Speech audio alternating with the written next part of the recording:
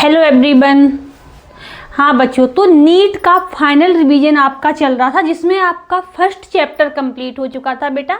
अब बारी आती है आपके सेकंड चैप्टर की। नीट फाइनल रिवीजन में आपका सेकंड चैप्टर है biological classification one shot.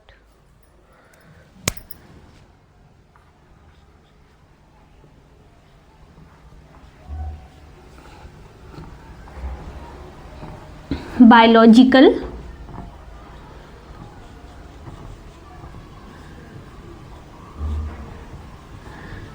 Classification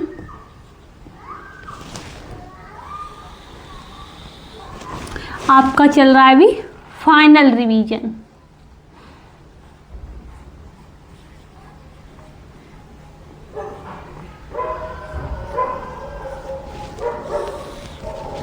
biological classification बेटा सबने पहले पढ़ रखा होगा ना। तो देखो, बायोलॉजिकल क्लासिफिकेशन आपका स्टार्ट होता है।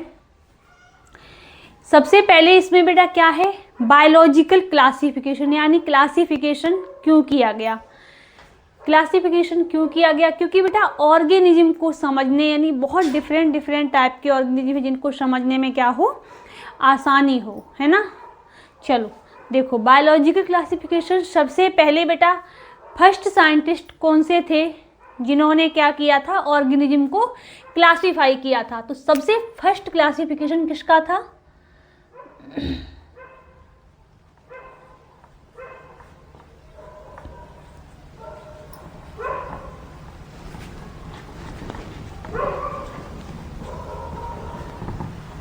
फर्स्ट क्लासिफिकेशन किसका था?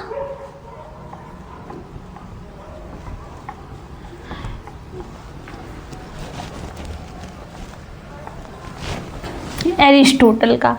इन्होंने क्या किया था, इन्होंने बेटा सिंपल बेस, इनका बेस था, इन्होंने सिंपल मॉर्फोलॉजिकल कैरेक्टर के बेसिस पे प्लांट और एनिमल को डिवाइड किया था। किसके बेस पे? Based on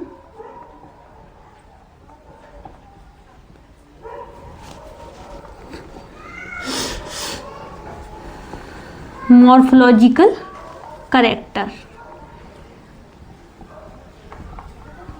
simple morphological character के बेस पे इन्होंने बेटा प्लांट और एनिमल को क्या किया था, डिवाइड किया था।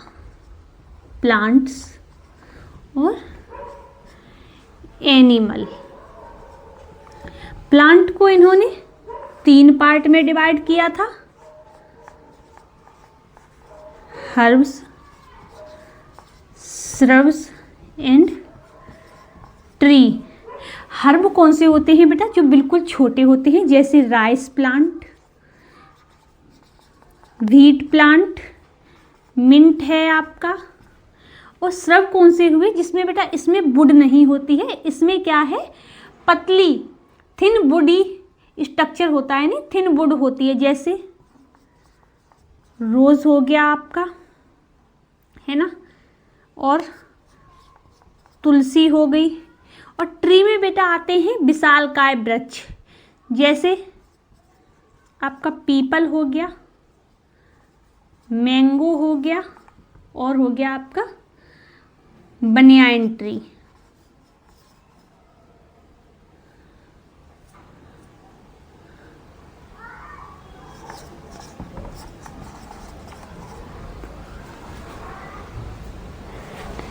एनिमल को बेटा 2 पार्ट में डिवाइड कर सकते हैं,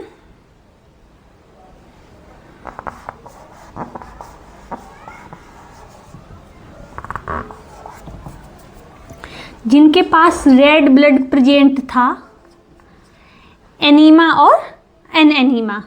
रेड ब्लड प्रेजेंट था, प्रेजेंस ऑफ रेड ब्लड, और नॉट प्रेजेंट रेड ब्लड।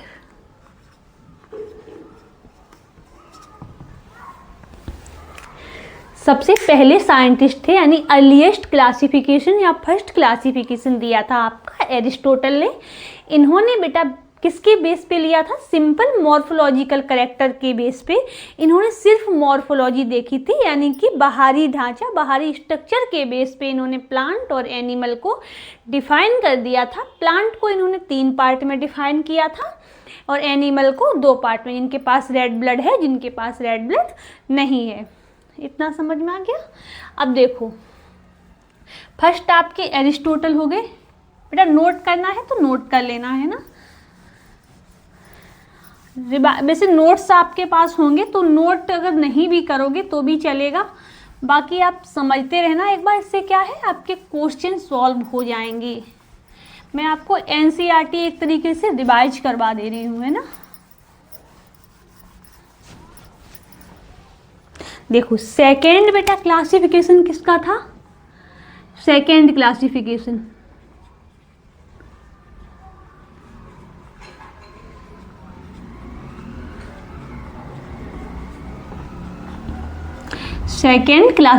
आपका था लीनियस का। किसका था? लीनियस का। इन्होंने क्या किया था? इन्होंने बेटा प्लांट इन्होंने अपना दिया था, इसको सेकेंड क्लासिफिकेशन या 2 किंगडम क्लासिफिकेशन भी बोलते हैं, ठीक है। लीनियस ने बेटा प्लांट और एनिमल 2 में डिवाइड कर दिया था, ऑर्गेनिज्म को प्लांटेई और एनिमेलिया। कैरोलस लीनियस आए जिन्होंने सेकेंड क्लासिफिकेशन दिया, यानी 2 किंगडम क्लासिफिकेशन। इन्होंने ऑर्गेनिज्म को 2 पार्ट में डिवाइड कर दिया था, एनिमेलिया और प्लांटेई में। एनिमेलिया इन्होंने डिवीजन कैसे किया, किसके बेस पर किया? Based on sale wall. जिनके पास प्रेजेंस ऑफ सेल वॉल तो प्लांटेई में रख दिए, सेल वॉल प्रेजेंट नहीं थी उनको एनिमेलिया में रख दिया। प्रेजेंस ऑफ सेल वॉल, अगर सेल वॉल प्रेजेंस है उनको सबको प्लांटेई में। अब्सेंट ऑफ तो सेल वॉल, सेल वॉल की प्रेजेंस थी, उन सारे ऑर्गेनिज्म को इन्होंने किस में रखा? प्लांटेई में। और जिसमें अब्सेंट थी उसको किस में रख दिया? एनिमेलिया में। अब देखो सेल वॉल किसमें, इनका बेटा यही मोस्टली इनकी गलती क्या थी, यही वाली थी। अब देखो इन्होंने बैक्टीरिया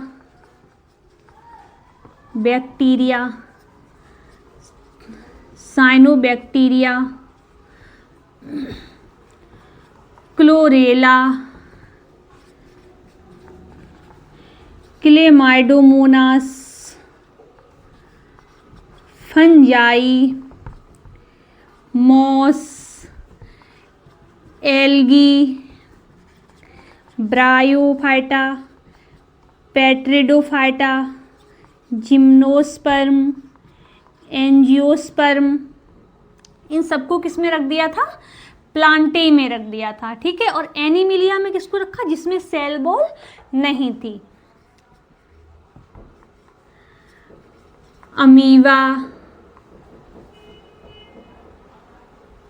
अमीबा है और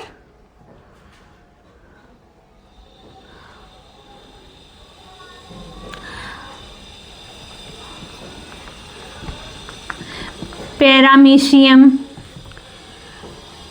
अमीबा पे जिसमें सेल वॉल नहीं थी उनको सबको किस में रख दिया था? एनिमेलिया में रख दिया था।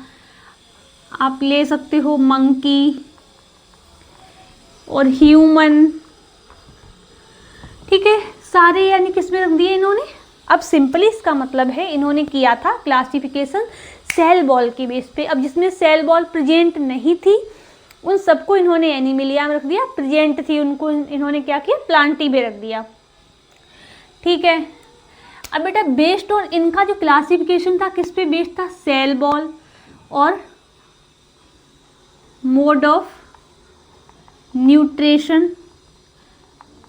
न्यूट्रिशन और मोड ऑफ लोकोमोशन।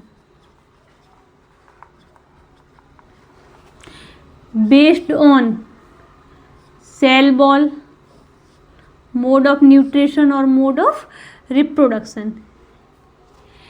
इनका जो सेकेंड क्लासिफिकेशन था बेटा, इन टू किंगडम क्लासिफिकेशन लीनियस ने दिया था 1735 में। इन्होंने ऑर्गेनिज्म को दो पार्ट में डिवाइड कर दिया था। किसके बेस पे? सेल वॉल के बेस पे, प्लांटी और एनिमिलिया में। अब इनका जो सेकेंड किंगडम क्लासिफिकेशन था किस पे बेस था? Cell wall, mode of nutrition, nutrition कैसा है, और locomotion, mode of locomotion, locomotion कर रहे हैं, लोकोमोशन नहीं कर रहे हैं, ऐसे ऑर्गेनिज्म। ठीक, इन पे इनका क्या था? बेस था। ये टू किंगडम क्लासिफिकेशन क्या था? लॉन्ग टाइम तक बेटा चला था।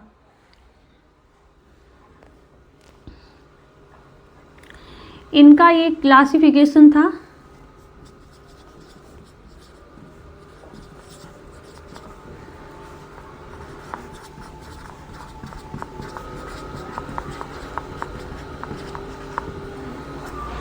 टू किंगडम क्लासिफिकेशन के बेटा एक्सेप्शंस क्या हैं?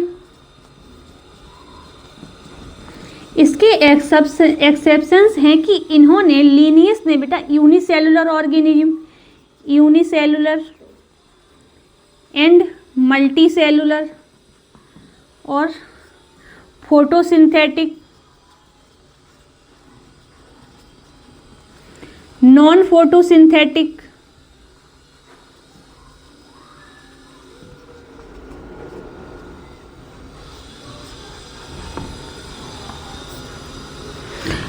Unicellular, multicellular, non photosynthetic, photosynthetic और प्रोकैरियोटिक, यूकैरियोटिक।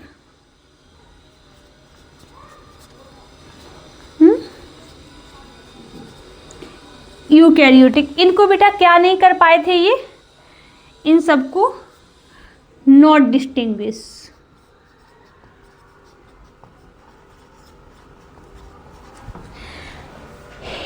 इनके टू किंगडम क्लासिफिकेशन का बेटा क्या था? क्या दिन की दिक्कत आ रही थी? क्या एक्सेप्शन थे? इन्होंने यूनिसेलुलर मल्टीसेलुलर को अलग नहीं कर पाया।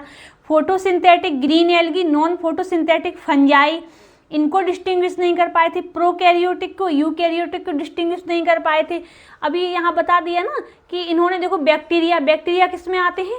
प्रोकैरियोटिक होते हैं, मोनेरा में आते हैं। मोनेरा कैसा होता है बेटा?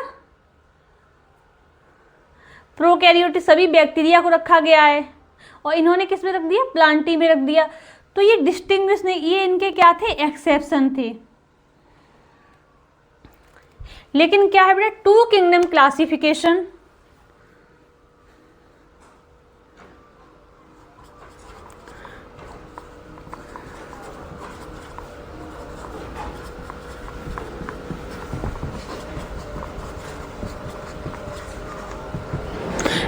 किंगडम क्लासिफिकेशन जो था बेटा वो क्या चला था?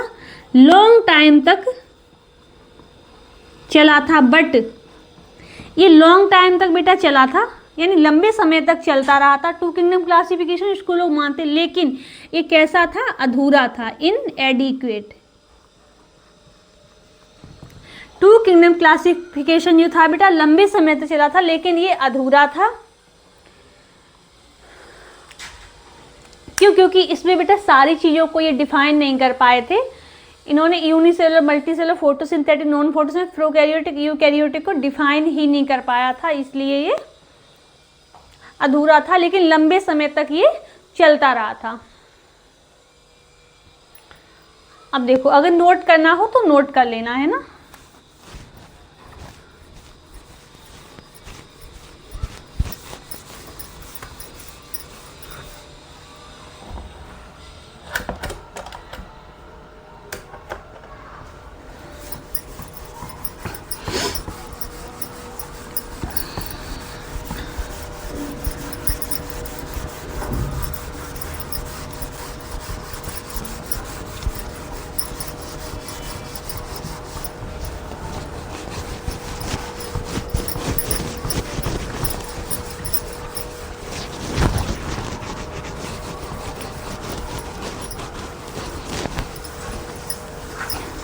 आपकी एनसीईआरटी में बेटा कुछ पॉइंट ये भी दिए गए हैं, एक दो पॉइंट देखो। ये बताया गया है कि शायद बहुत से बच्चे इस लाइन को नहीं पढ़ते हैं कि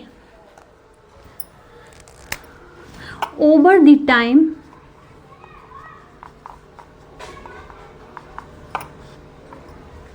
क्या?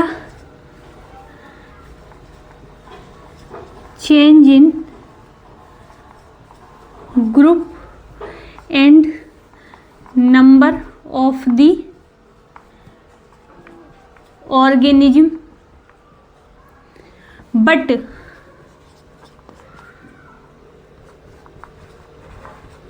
प्लांटेई और एंड एनिमेलिया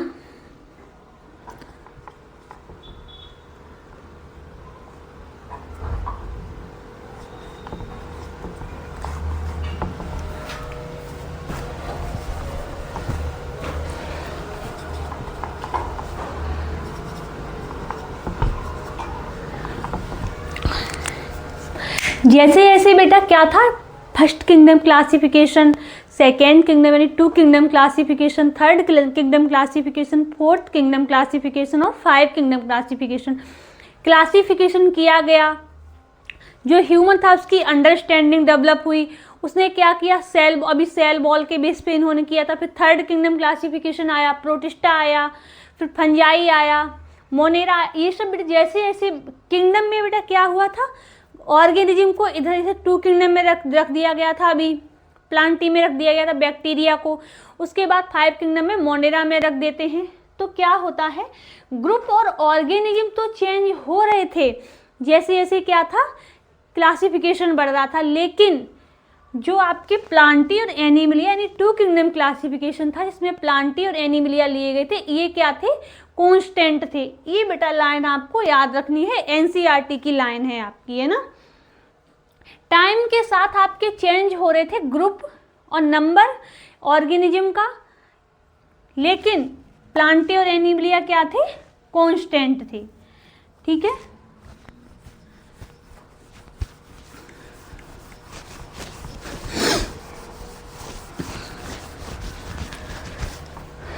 अब आपका आता है थर्ड किंगडम क्लासिफिकेशन। ये एनसीईआरटी में तो नहीं दे रखा है,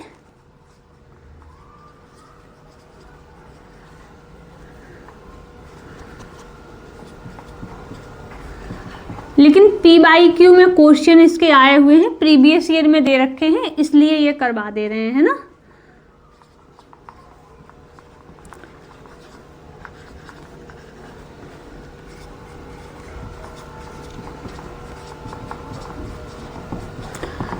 आपका थर्ड किंगडम जो क्लासिफिकेशन था यानी 3 किंगडम क्लासिफिकेशन था, वो किसने दिया था, हैकल ने दिया था। और आपका 4 किंगडम क्लासिफिकेशन था वो कोपलैंड ने दिया था। इतना ही बस याद रखो, साइंटिस्ट के नाम याद रख लो, बाकी फिर ठीक है। अब बारी आती है आपकी 5 किंगडम क्लासिफिकेशन की। किसकी बारी आती है, 5 किंगडम क्लासिफिकेशन की।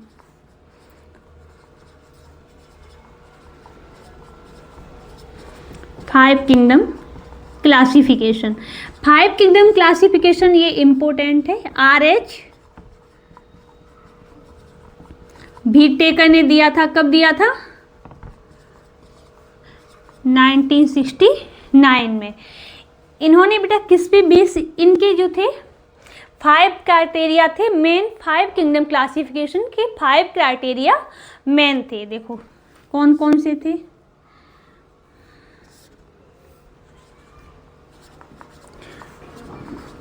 Mode of nutrition, mode of reproduction, mode of, और था इसका mode of cell structure, body organisation, cell structure, body organisation और phylogenetic relationship.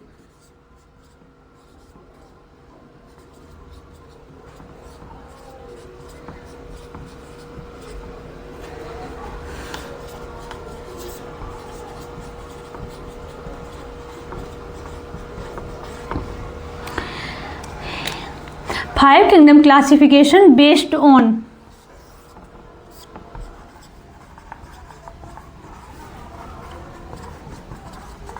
criteria of 5 kingdom classification. 5 kingdom classification के 5 मेन क्राइटेरिया थे। कौन कौन से? Mode of nutrition, mode of reproduction, cell structure, body organisation, phylogenetic या evolutionary relationship. ये 5 criteria थे 5 kingdom classification के, जो कि किसने दिया था? R.H. व्हिटेकर ने दिया था।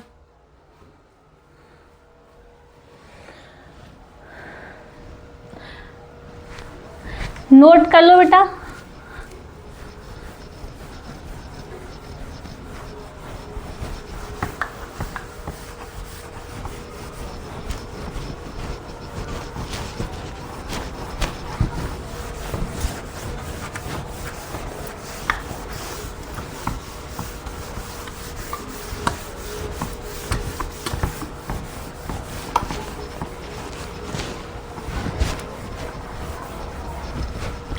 आपके एनसीईआरटी में बात हुई है 3 डोमेन की, और मोनेरा को 2 डोमेन में डिवाइड किया है, और 6 किंगडम क्लासिफिकेशन की सिर्फ बात हुई है, आपकी एनसीईआरटी में डिटेल नहीं दी गई है 3 डोमेन सिस्टम की। 3 डोमेन सिस्टम। 3 डोमेन सिस्टम बेटा क्या क्या है?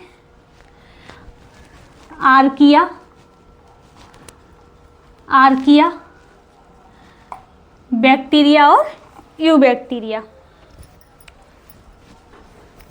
बैक्टीरिया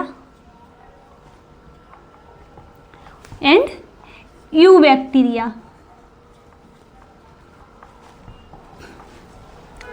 अब आपके मोनेरा दिया गया, मोनेरा के 2 डोमेन दिए गए हैं। मोनेरा के 2 डोमेन कौन कौन से हैं? मोनेरा के 2 डोमेन, ये बेटा आगे डिटेल में पढ़ाएंगे, आपकी एनसीईआरटी में दे रखा है, इसलिए लाइन नहीं छोड़ रही हूँ, क्योंकि इससे क्वेश्चन कहीं बन गया तो आप फिर कंफ्यूज होगे। इसलिए मोनेरा के 2 डोमेन कौन कौन से हैं?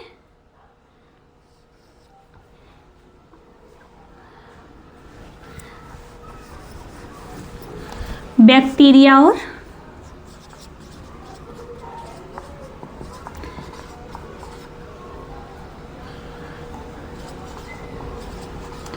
आर्कीबैक्टीरिया। अब बेटा यूबैक्टीरिया को 6 किंगडम क्लासिफिकेशन में डिवाइड किया गया। यूबैक्टीरिया बचा, यूबैक्टीरिया में क्या क्या आ गया था यहाँ पे? प्रोटिस्टा,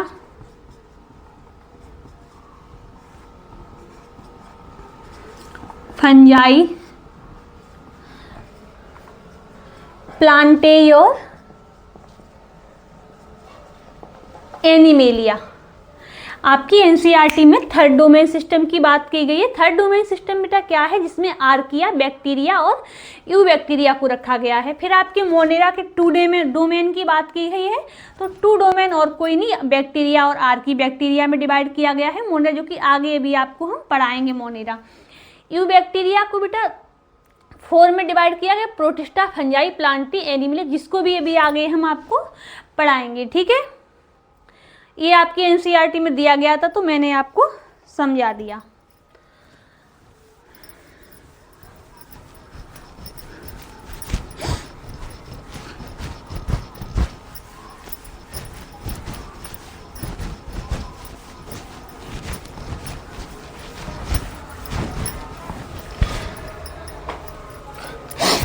देखो आपके कितने दिए गए हैं?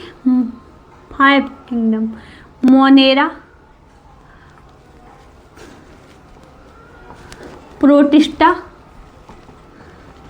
Fungi, plantae, animalia. ये आपके क्या है? 5 किंगडम क्लासिफिकेशन में यही आते हैं, monera, protista, fungi, plantae, animalia. Monera बेटा क्या है? इसमें ऑल प्रोकैरियोटिक को रखा गया है। इसमें यूनिसेलुलर यूकैरियोटिक को रखा गया है, यूकैरियोटिक को। और फंजाई में बेटा, और प्लांटी और एनिमिलिया में multicellular eukaryotic, multicellular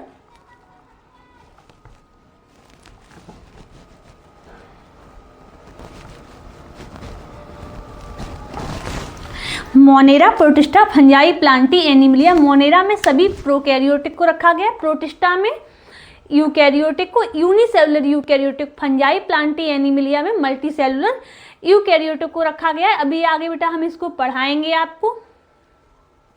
Plantae Animalia में सेल बॉल नहीं होती है, प्लांटी की सेल बॉल सेलुलोज की होती है, फंजाई की होती है काइटिन की, और मोनेरा और प्रोटिस्टा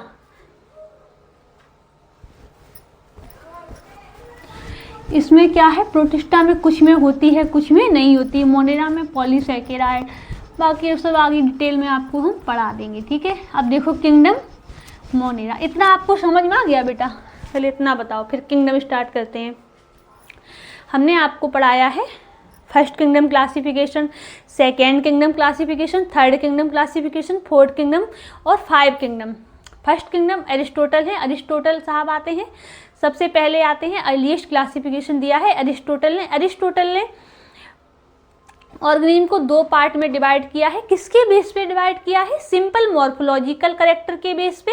प्लांट और एनिमल में इन्होंने प्लांट को 3 पार्ट में, हर्ब, सर्ब और ट्री, और एनिमल को जिनमें प्रेजेंस ऑफ रेड ब्लड और अब्सेंट ऑफ रेड ब्लड के बेसिस पे।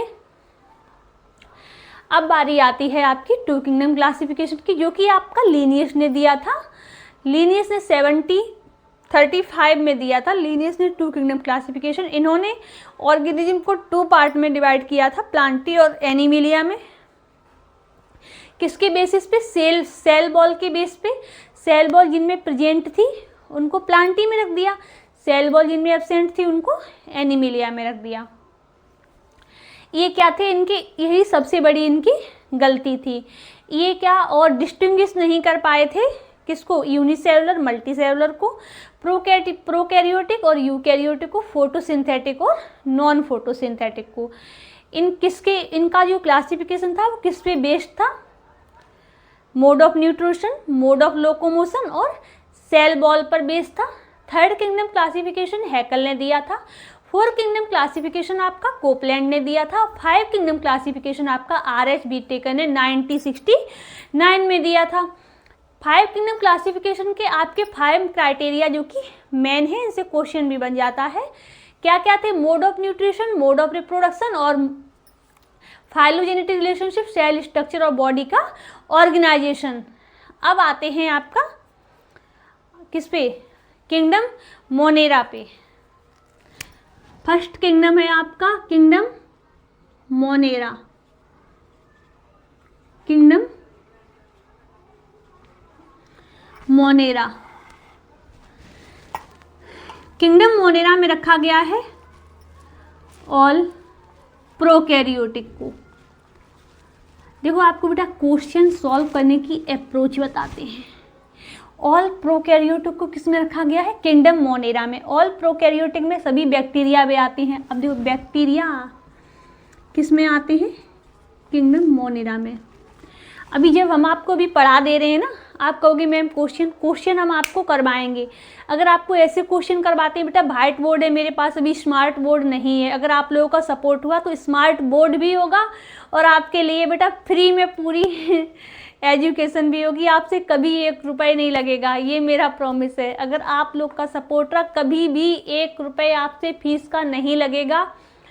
और बेटा अगर भगवान की कृपा रही और आप सब लोग का सपोर्ट रहा तो कोचिंग अगर चलती रही ना, ऑफलाइन सेंटर में भी बेटा वही आपसे खर्चा लिया जाएगा, जो कि बेटा मतलब जो टीचरों को देना पड़ेगा। और मेरे से जितना हो सकेगा उतना बेटा किया जाएगा, लेकिन आपसे उतनी फीस नहीं ली जाएगी जो कि एक बच्चा अफोर्ड ना कर पाए, ठीक है। तो आपको क्वेश्चन भी करवाए जाएंगे, मैं खुद करवाऊंगी आपको बेटा, मैं चाहे सोऊं या ना सोऊं, लेकिन आपके पेपर तक आपके साथ रहूंगी। ऑल प्रोकैरियोटिक को रखा गया है किसमें? किंगडम मोनेरा को। Bacteria are the sole member of kingdom Monera. Bacteria बेटा सोल मेंबर हमने यहाँ इसलिए लिख दिया क्योंकि बैक्टीरिया एकमात्र ऐसे सदस्य हैं बेटा जो कि किस में आते हैं? केवल किंगडम मोनेरा में आते हैं, बाकी किसी किंगडम में नहीं आते हैं बैक्टीरिया। बैक्टीरिया बेटा कहते हैं इसकी जो होती है मोस्ट एक्सटेंसिव डाइवर्सिटी होती है, most extensive metabolic diversity, most extensive metabolic इसकी डाइवर्सिटी होती है। बैक्टीरिया बेटा क्या होते हैं, हर्ष कंडीशन में भी रह सकते हैं, सरवाइव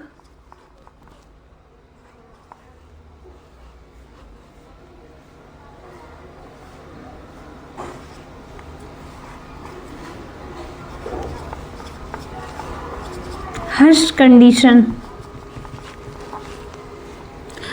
कंडीशन जैसे कि होलोफाइल्स, थर्मोएस्डोफिल्स,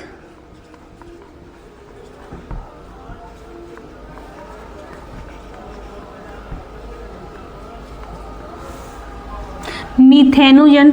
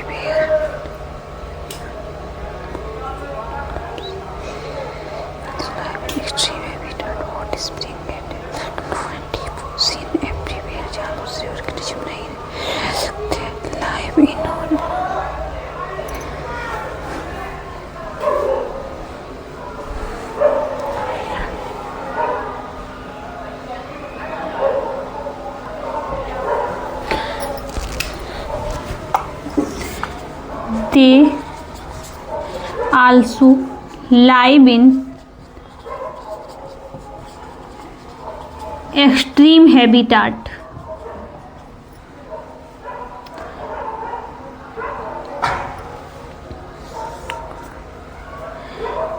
Bacteria occur almost everywhere. Bacteria occur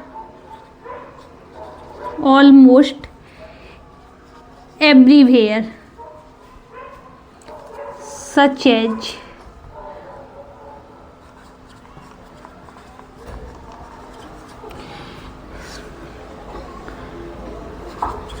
deep ocean,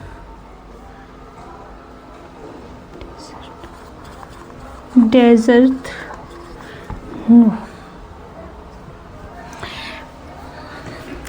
bacteria बेटा क्या है, बैक्टीरिया किंगडम मोनेरा में ऑल प्रोकैरियोटिक आते हैं। बैक्टीरिया एकमात्र सदस्य होते हैं किसके, किंगडम मोनेरा की। इनकी मोस्ट एक्सटेंसिव डाइवर्सिटी होती है, हर्ष कंडीशन में रह सकते हैं ये बेटा इनका ऐसे हैबिटाट में रह सकते हैं जैसे कि हॉट स्प्रिंग, गर्म पानी के झरनों में भी रह सकते हैं, डीप ओशियन में भी रह सकते हैं।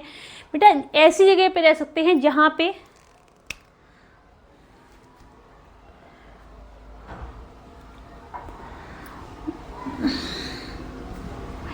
एक minute.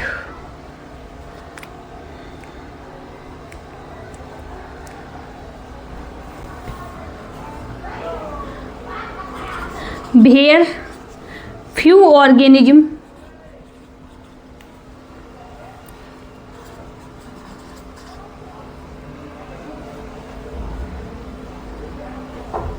other organism can not survive, जहां दूसरे ऑर्गेनिज्म क्या है, सर्वाइव नहीं कर सकते हैं, वहां रह सकते हैं ये बैक्टीरिया।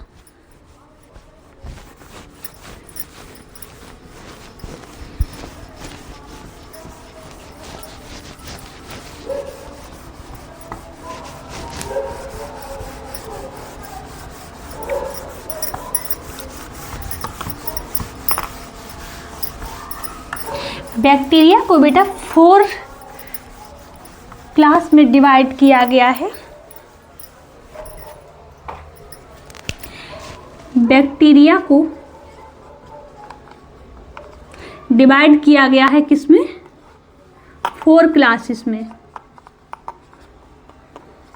बैक्टीरिया को 4 क्लासेस में डिवाइड किया गया है। कौन कौन सी, बेस्ड ऑन शेप। बैक्टीरिया को शेप के अकॉर्डिंग यानी शेप के बेस पे 4 क्लास में डिवाइड किया गया है। स्फेरिकल,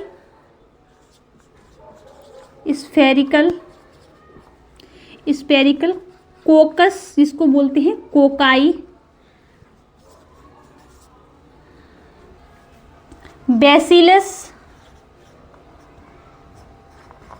बैसिलस को बोलते हैं बेटा बैसिलाई,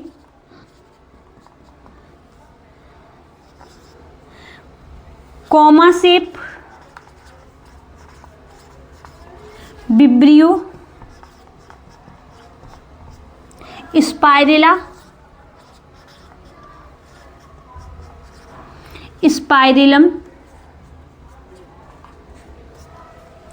आपका स्पेरिकल कोकस यानी कैसा होता है, कोकस बेटा, कोकस कैसा होता है, गोल गोल। ये आपका होता है स्पेरिकल शेप। कोकस इसको 4 पार्ट में डिवाइड किया। बैसिलस आपका बेटा छड़ी शेप होता है। कैसा शेप होता है, छड़ी शेप होता है।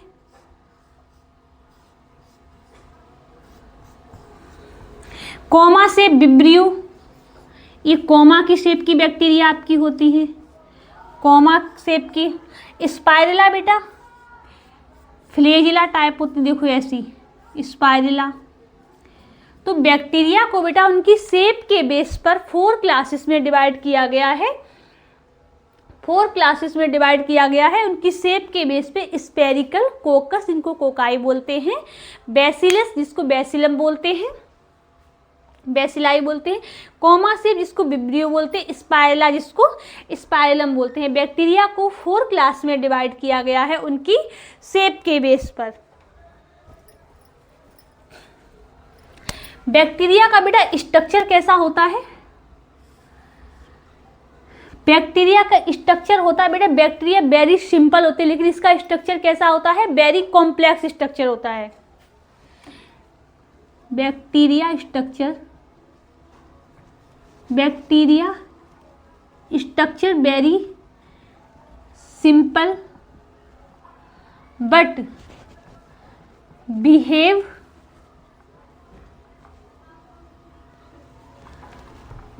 Very complex. Bacterial structure are very simple but behave very complex. Bacteria का स्ट्रक्चर जितना सिंपल होता है उसका बेटा बिहेवियर कैसा होता है, उतना ही कॉम्प्लेक्स होता है।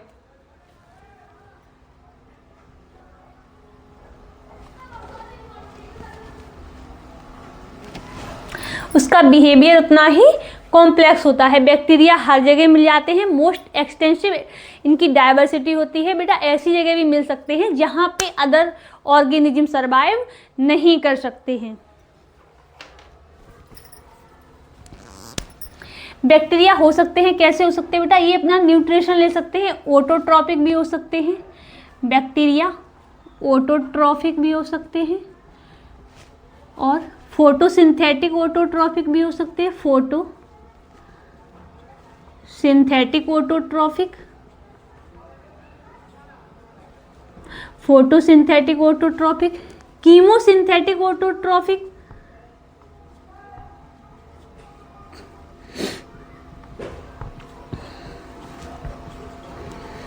फोटोसिंथेटिक ऑटोट्रॉपिक, कीमोसिंथेटिक ऑटोट्रॉपिक हो सकते हैं बैक्टीरिया, लेकिन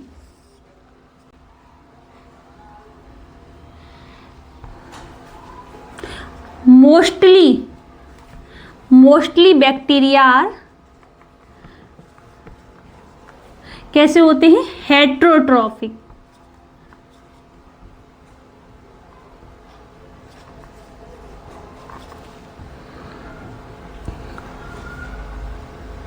मोस्टली बैक्टीरिया बेटा कैसे होते हैं, हेट्रोट्रॉफिक होते हैं। क्योंकि हेट्रोट्रॉफिक होते हैं, they depend on other organism,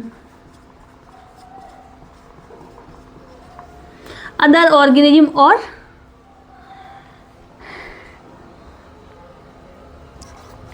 dead organic matter for our food. जो बैक्टीरिया होते हैं बेटा, बैक्टीरिया का न्यूट्रिशन यानी न्यूट्रिशन कैसे ले सकते हैं, बैक्टीरिया ऑटोट्रॉफिक भी हो सकते हैं, कीमोसिंथेटिक ऑटोट्रॉफिक भी हो सकते हैं, फोटोसिंथेटिक भी हो सकते हैं, लेकिन मोस्टली बैक्टीरिया हेट्रोट्रॉफिक होते हैं और डिपेंड रहते हैं दूसरे ऑर्गेनिज्म पे अपने फूड के लिए या फिर डेड ऑर्गेनिक मैटर पर। इतना समझ आ गया?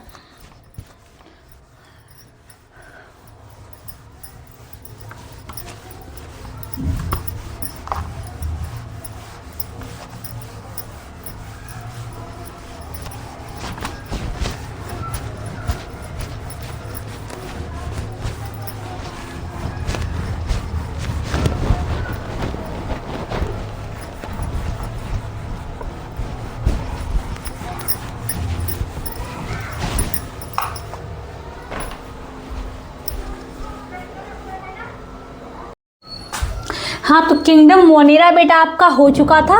अब आता है किंगडम मोनेरा को कितने पार्ट में डिवाइड किया है। किंगडम मोनेरा में बेटा आते हैं आर्की बैक्टीरिया और यू बैक्टीरिया, आर्की बैक्टीरिया और यू बैक्टीरिया। आर्की बैक्टीरिया बेटा डिफरेंट होते हैं और दूसरे बैक्टीरिया से, यानी डिफर फ्रॉम अदर बैक्टीरिया, एक स्पेशल टाइप के बैक्टीरिया होते हैं। और यू बैक्टीरिया को हम ट्रू बैक्टीरिया भी बोल सकते हैं। आर्की बैक्टीरिया बेटा स्पेशल टाइप के बैक्टीरिया होते हैं। ये बेटा ऐसे हैबिटेट में रह सकते हैं जहाँ पे अदर का लाइफ यानी नहीं रह सकते, मतलब कोई भी अदर का लाइफ बेटा वहाँ पे इम्पॉसिबल है, अदर नहीं रह सकते। जहाँ पे आर्की बैक्टीरिया सर्वाइव कर सकते हैं वहाँ अदर सर्वाइव नहीं कर सकते, यानी एक स्पेशल टाइप के बैक्टीरिया है। Most harsh habitat differ from other bacteria, दूसरे बैक्टीरिया से अलग होते हैं। और आर्की बैक्टीरिया को बेटा कितने 3 टाइप से इसको डिवाइड किया गया है। एक है जो मार्सी एरिया में रहते हैं उनको मीथेनोजन बोलते हैं, सॉल्टी एरिया में रहते हैं उनको होलोफाइल्स बोलते हैं, और बेटा जो हॉट स्प्रिंग यानी कि गर्म पानी में रहते हैं उनको क्या बोलते हैं, थर्मोएस्टोफिल्स बोलते हैं। मार्सी एरिया में मीथेनोजन, इनका यूज किसमें होता है, मीथेनोजन का यूज बेटा होता है वेस्ट वाटर ट्रीटमेंट में। ये कहाँ मिलते हैं, ये बेटा जो जुगाली करने वाले एनिमल होते हैं, रूमिनेंट एनिमल की इंटेस्टाइन में मिल जाते हैं, जैसे गाय है और बफेलो है, यानी भैंस और गाय की गट में मिल जाते हैं। प्रोडक्शन ऑफ बायोगैस, बायोगैस का प्रोडक्शन करते हैं किससे, डंग ऑफ द एनिमल। कौन से एनिमल, गाय है जैसे भैंस है, ऑक्सीजन फ्री होते हैं। इनको बेटा सर्वाइव करने के लिए मीथेनोजन को ऑक्सीजन नहीं चाहिए रहती है। अब आ जाओ हॉट स्प्रिंग। हॉट स्प्रिंग मतलब बेटा थर्मोएस्टोफिल्स, ये यानी हीट लव, यानी हीट को क्या करते हैं, प्रेम करते हैं, ठीक है। थर्मोएस्टोफिल्स जो कि रह सकते हैं हाई टेम्परेचर पर, अगर टेम्परेचर जहाँ 100 डिग्री है टेम्परेचर भी है वहाँ भी सर्वाइव कर सकते हैं थर्मोएस्टोफिल्स। तो देखो लिखा है। और सॉल्टी एरिया, यानी जो होलोफाइल्स जो कहाँ रह सकते हैं, डेड सी यानी नमक वाले पानी में। नमक का पानी किसका होता है, समुद्र का होता है, तो डेड सी में भी ये सरवाइव कर सकते हैं। अब बारी आती है आपकी यू बैक्टीरिया की। आर्की बैक्टीरिया बेटा समझ में आ गया होगा, आर्की बैक्टीरिया डिफर होता है अलग और अदर बैक्टीरिया से। आर्की बैक्टीरिया को 3 पार्ट में डिवाइड किया है, मीथेनोजन, होलोफाइल्स और थर्मोएस्टोफिल्स। ये बेटा किसमें मैचिंग दी वर्ल्ड में पूछ लेते हैं, मार्सी एरिया को मीथेनोजन से, हॉट स्प्रिंग को थर्मोएस्टोफिल से, सॉल्टी एरिया को होलोफाइल से। अब आते हैं यू बैक्टीरिया। यू बैक्टीरिया को ट्रू बैक्टीरिया बोलते हैं। ये मोटाइल होते हैं, अगर कोई मोटाइल है तो उसमें फ्लैजिला प्रेजेंट होगा, तो ये मोटाइल है, फ्लैजिला प्रेजेंट होता है। रिजिड इनकी सेल वॉल होती है जो कि बनी होती है पेप्टाइडोग्लाइकेन की। और आर्की बैक्टीरिया बेटा डिफर क्यों होते, क्योंकि इनकी सेल वॉल जो होती है वो बनी होती है स्यूडोम्यूरिन की और इनकी बनी होती है सेल वॉल पेप्टाइडोग्लाइकेन की। अब आते हैं साइनोबैक्टीरिया। साइनोबैक्टीरिया जिनको हम ब्लू ग्रीन एल्गी भी कहते हैं। एल्गी इनका बेटा नाम में आता है ब्लू ग्रीन एल्गी, लेकिन ये एल्गी नहीं है। इनमें क्लोरोफिल ए मिलता है, जो कि इनमें अगर क्लोरोफिल ए मिलता है तो ये कैसे होते हैं, फोटोसिंथेटिक ऑटोट्रॉफिक होते हैं। ये यूनिसेलुलर हो सकते हैं, कॉलोनियल हो सकते हैं, फिलामेंटस हो सकते हैं। और इनका हैबिटाट ये फ्रेश वाटर में, मैरीन वाटर में और टेरेस्ट्रियल एल्गी के साथ सरवाइव कर सकते हैं। जो बेटा पानी में रहेगा उनकी जो कॉलोनी होगी वो सराउंडेड किससे होगी, जिलेटिनस शीथ से। तो इनकी जो कॉलोनी होती है वो सराउंडेड होती है जिलेटिनस शीथ से। क्यों सराउंडेड होती है, क्योंकि ये वाटर में भी रह सकते हैं। They live in fresh water, marine water और टेरेस्ट्रियल एल्गी। टेरेस्ट्रियल एल्गी के साथ सरवाइव कर सकते हैं। ये क्या बनाते हैं, they often bloom in polluted water body. जहां पे बेटा क्या करते हैं, ये ब्लूम फॉर्म करते हैं किसके साथ, polluted water body. Some organism, cyanobacteria के कुछ ऑर्गेनिज्म नाइट्रोजन फिक्स करते हैं, जिनको क्या बोलते हैं, हेट्रोसिस्ट बोलते हैं। एग्जाम्पल नोस्टॉक और एनाबीना। अब आते हैं कीमोसिंथेटिक ऑटोट्रॉपिक पे। कीमोसिंथेटिक ऑटोट्रॉपिक बैक्टीरिया बेटा क्या करते हैं, ऑक्सीडाइज करते हैं नाइट्रेट को, नाइट्राइट को और अमोनिया को। Chemosynthetic autotrophic bacteria nitrate, nitrite और अमोनिया को ऑक्सीडाइज करते हैं और एनर्जी, जब ऑक्सीडेशन होगा तो एनर्जी रिलीज होगी, फिर उससे क्या बनेगा, एटीपी बनेगी। कीमोसिंथेटिक ऑटोट्रॉपिक ऑक्सीडाइज करते हैं नाइट्रेट, नाइट्राइट, अमोनिया को, जिससे एनर्जी रिलीज होती है और एटीपी का प्रोडक्शन होता है। इनका बेटा रोल होता है किसमें, रिसाइकलिंग ऑफ न्यूट्रिएंट में। कौन कौन से न्यूट्रिएंट्स हैं वो, सल्फर है, फॉस्फोरस है, आयरन है और नाइट्रोजन है। इनका क्या करते हैं, रिसाइकलिंग में इनका रोल है। तो ये समझ में आ गया, मोनेरा को 2 पार्ट में बांटा गया है, आर्की बैक्टीरिया और यू बैक्टीरिया में।